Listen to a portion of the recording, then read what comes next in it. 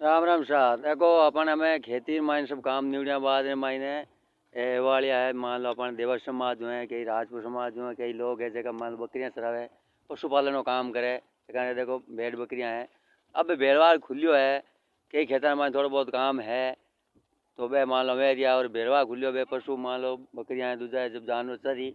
और ए भी देखो आप और को थोड़ा कॉमेडियन भी है, कॉमेडी भी करिया करे। और आज एनो नंबर आ गो भाभी शाह ने कह दियो बकरियां चराई लावनी है, तो आज बकरियां चरना है। क्या करे बकरियां चरना है आज, तो रोज कहीं करो कॉमेडी वॉमेडी करिया करो नहीं।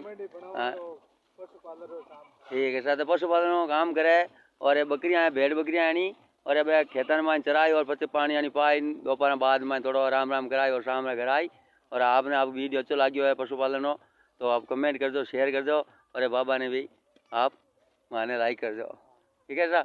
और देखो चोरा है और इन्हें खेत है, खेतर माने चरवन जाई बकरियां। राम राम शाह। और महाराज जी बधाई है गाड़ी मायने। राम राम शाह।